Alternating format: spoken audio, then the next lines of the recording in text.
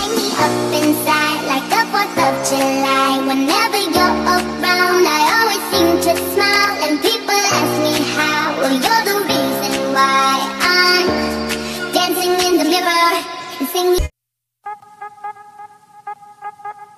Assalamualaikum warahmatullahi wabarakatuh. Halo teman-teman, perkenalkan nama saya Intan Marhani, mahasiswi Prodi Pendidikan Administrasi Perkantoran Fakultas Ekonomi Universitas Negeri Jakarta.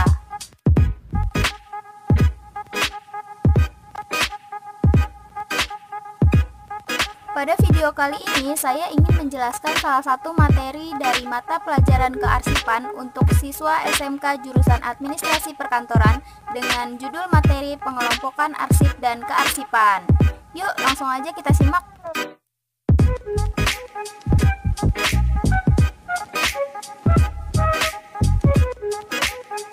Sebelum masuk ke materi pembahasan, di sini ada 8 hal yang ingin saya bahas. Di antaranya pertama ada pengertian arsip dan kearsipan, yang kedua karakteristik arsip, yang ketiga fungsi arsip dan kearsipan, yang keempat penggolongan arsip, yang kelima nilai guna arsip, yang keenam jenis-jenis arsip, yang ketujuh asas pengelolaan arsip, dan yang kedelapan proses daur hidup arsip.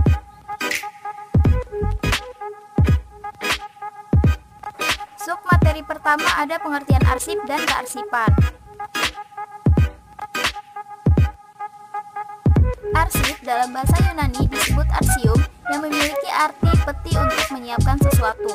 Sedangkan arsip dalam bahasa Inggris disebut archive yang memiliki arti tempat atau dokumen. Arsip adalah setiap catatan yang dibuat dengan cara ditulis, dicetak, atau diketik dalam bentuk huruf, angka, atau gambar yang memiliki arti dan tujuan sebagai bahan komunikasi dan memiliki informasi penting di dalamnya, baik berwujud kertas maupun digital.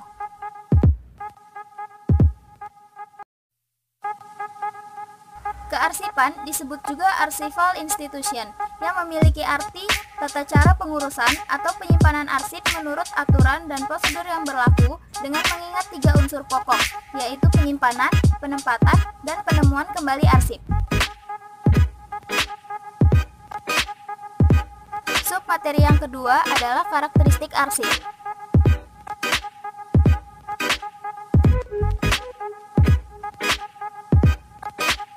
Karakteristik arsip di sini ada 4 hal, yaitu unik, legal, reliable, dan otentik.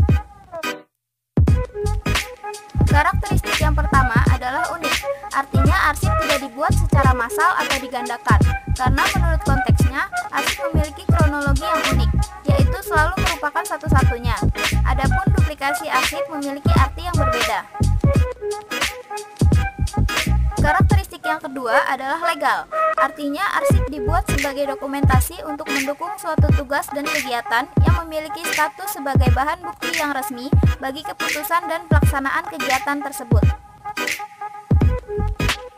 Karakteristik yang ketiga adalah reliable, artinya keberadaan arsip dapat dipercaya sehingga dapat dipergunakan sebagai bahan pendukung dari pelaksanaan kegiatan.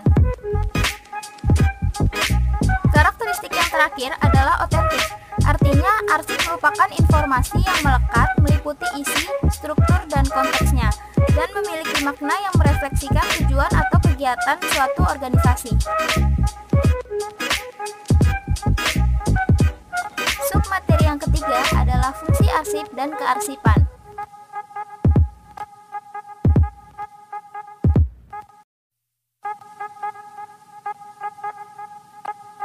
Fungsi arsip secara umum yaitu dapat dipergunakan sebagai pengingat, sebagai sumber informasi, sebagai bahan penelitian untuk dasar pemikiran, dan sebagai bahan bukti dari suatu peristiwa yang terjadi. Sedangkan fungsi arsip menurut Undang-Undang Nomor 7 Tahun 1971 Pasal 2 terbagi menjadi 2, yaitu fungsi dinamis dan fungsi statis. Fungsi dinamis yaitu arsip yang dipergunakan secara langsung dalam perencanaan, pelaksanaan, dan penyelenggaraan aktivitas keseharian perusahaan. Sedangkan fungsi statis yaitu arsip yang tidak dipergunakan secara langsung dalam perencanaan, pelaksanaan, dan penyelenggaraan aktivitas keseharian perusahaan.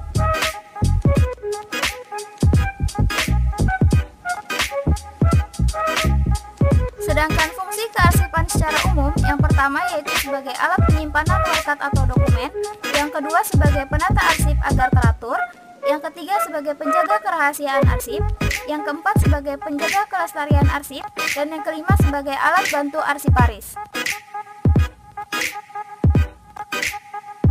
Submateri yang keempat adalah penggolongan arsip.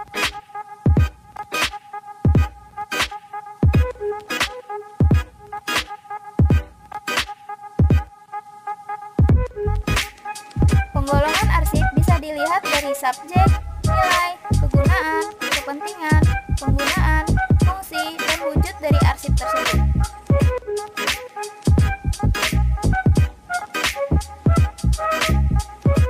Penggolongan arsip menurut subjeknya terbagi menjadi 4, yaitu arsip keuangan, arsip kepegawaian, arsip pemasaran, dan arsip pendidikan.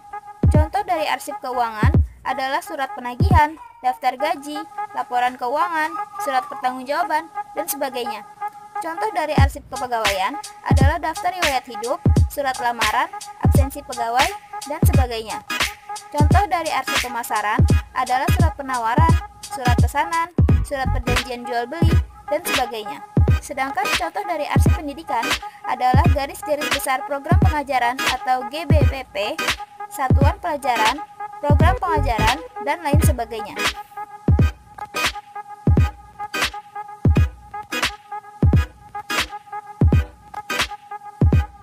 Penggolongan arsip menurut nilainya, menurut De Lianggi disebut sebagai Alfred, yang mana huruf A-nya mengandung arti administration value atau nilai administrasi. Contohnya adalah formulir atau uraian tugas. Huruf L berarti legal value, yang berarti nilai hukum. Contohnya akta jual beli. Huruf F yakni fiscal value, yang memiliki arti nilai keuangan. Misalnya cek, kwitansi, giro, biliet, bond. Huruf R berarti research value, artinya nilai penelitian. Contohnya skripsi, karya tulis ilmiah, dan sebagainya. Huruf E yaitu education value, artinya nilai pendidikan. Contohnya ijazah, rapor, dan sebagainya. Sedangkan huruf D berarti documentary value, yang artinya nilai dokumentasi. Contohnya naskah perjanjian atau naskah pengingat.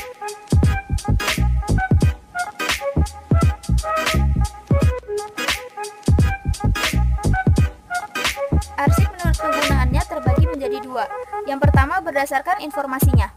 Contohnya surat pengumuman hari libur. Sedangkan arsip berdasarkan sejarahnya, contohnya yaitu laporan tahunan atau sebuah naskah penting.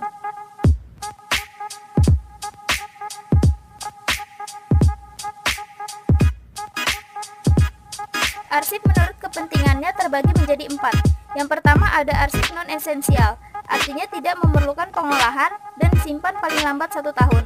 Contohnya adalah surat undangan. Yang kedua adalah arsip yang diperlukan, yaitu masih mempunyai kegunaan namun sementara. Arsip ini disimpan selama 2-3 tahun. Contohnya adalah surat lamaran. Yang ketiga adalah arsip penting, yaitu arsip yang masih digunakan untuk kelancaran pekerjaan. Contohnya laporan keuangan. Dan yang keempat adalah arsip vital, yaitu arsip permanen, langgeng, dan disimpan selamanya. Contohnya adalah akte pendirian perusahaan.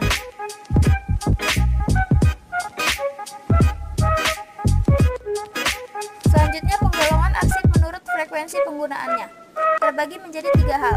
Yang pertama yaitu arsip aktif, contohnya adalah surat dari relasi kerja.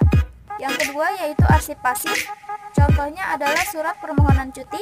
Dan yang ketiga arsip abadi, contohnya adalah akte perusahaan.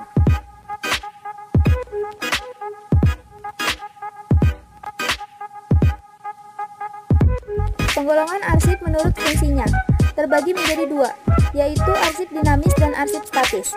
Arsip dinamis digunakan secara langsung dalam kegiatan organisasi, sedangkan arsip statis sudah tidak dipergunakan lagi secara langsung dalam kegiatan organisasi.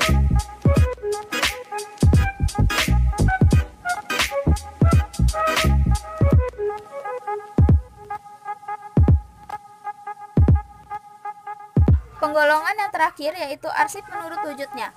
Ada berbentuk surat, pita rekaman, piringan hitam, mikrofilm, dan arsip digital. Penggolongan yang terakhir yaitu arsip menurut wujudnya. Ada berbentuk surat, pita rekaman, piringan hitam, mikrofilm, dan arsip digital. materi yang kelima adalah nilai guna arsip.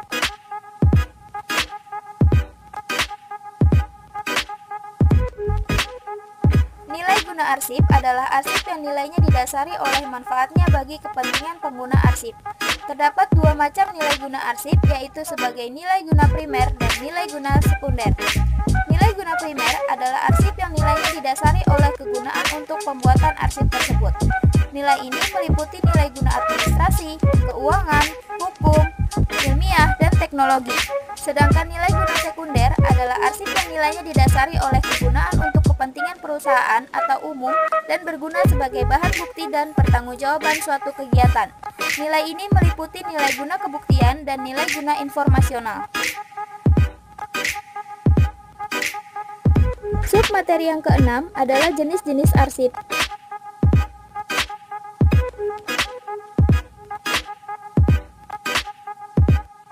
Jenis-jenis arsip dapat dibedakan menjadi bentuk fisik, masalah, pemilik, sifat, fungsi, hukum atau legalitas, dan tingkat keasliannya.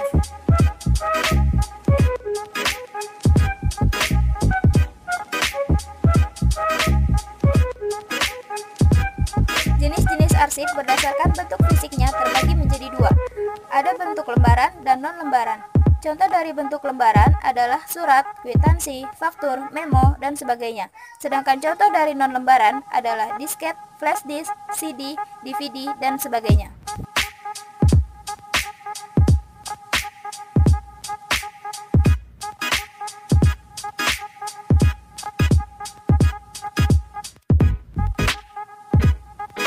Jenis arsip berdasarkan masalahnya terbagi menjadi 5. Yang pertama ada financial record. Contohnya yaitu kwitansi, giro, cek, dan bond.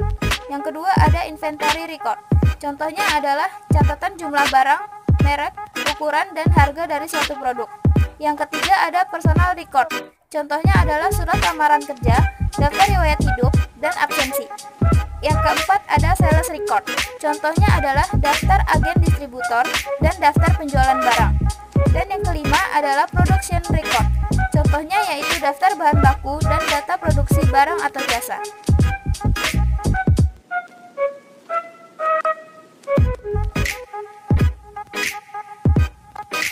Jenis arsip berdasarkan pemiliknya terbagi menjadi 2. Yang pertama berasal dari lembaga pemerintahan. Contohnya yaitu seluruh arsip yang berada di ANRI atau Arsip Nasional Republik Indonesia. Dan yang kedua, arsip yang berasal dari instansi pemerintahan atau swasta. Contohnya yaitu arsip primer, arsip sekunder, arsip sentral, dan arsip unit.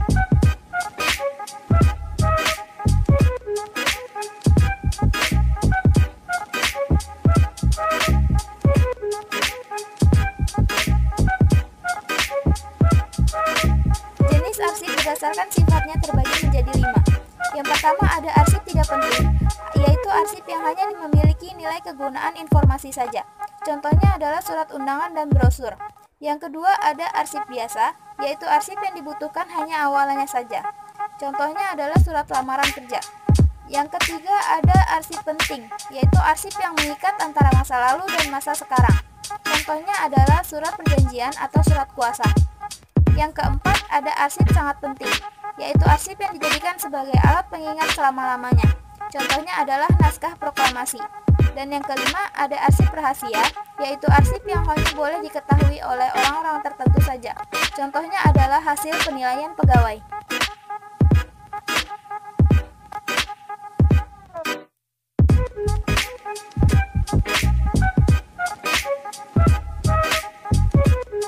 Jenis arsip berdasarkan fungsinya terbagi menjadi 4. Yang pertama ada arsip aktif. Contohnya yaitu daftar hadir atau absensi karyawan. Yang kedua ada arsip inaktif, yaitu contohnya raport. Yang ketiga ada arsip vital, contohnya yaitu ijazah. Dan yang keempat ada arsip statis, contohnya adalah surat keputusan. Jenis arsip berdasarkan fungsinya terbagi menjadi 4. Yang pertama ada arsip aktif. Contohnya yaitu daftar hadir atau absensi karyawan. Yang kedua ada arsip inaktif, yaitu contohnya raport. Yang ketiga ada arsip vital, contohnya yaitu ijazah. Dan yang keempat ada arsip statis, contohnya adalah surat keputusan.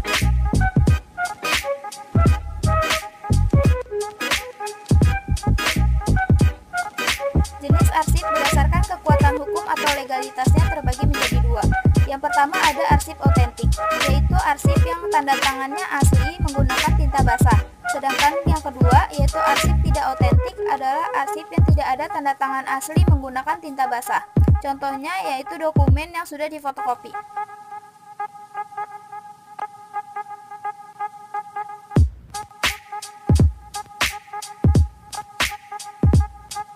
Jenis arsip yang terakhir yaitu berdasarkan tingkat keasliannya, terbagi menjadi 3 jenis. Yang pertama ada arsip asli, yaitu dokumen asli dari mesin ketik atau printer yang tanda tangannya asli menggunakan tinta basah dan merupakan dokumen utama.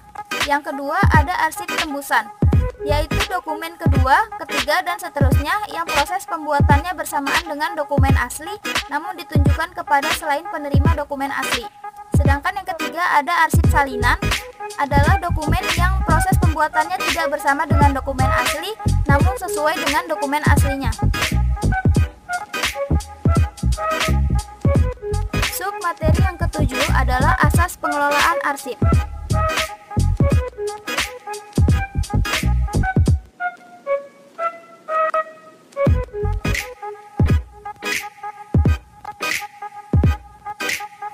Asas pengelolaan arsip di Indonesia terbagi menjadi 3, yaitu asas sentralisasi, desentralisasi, dan gabungan. Asas sentralisasi adalah asas penyelenggaraan kearsipan yang dipusatkan pada suatu bagian organisasi atau unit kerja tersendiri. Artinya arsip hanya dikelola oleh satu bagian saja. Sedangkan asas desentralisasi adalah penyelenggaraan kearsipan yang dilakukan secara terpisah melalui bagian atau unit kerja masing-masing. Artinya arsip dikelola oleh banyak bagian atau unit. Yang ketiga ada asas gabungan, yaitu penyelenggaraan kearsipan dengan cara memadukan kedua asas dari sentralisasi dan desentralisasi untuk mencapai efisiensi yang lebih. Submateri yang terakhir atau yang kedelapan adalah proses daur hidup arsip.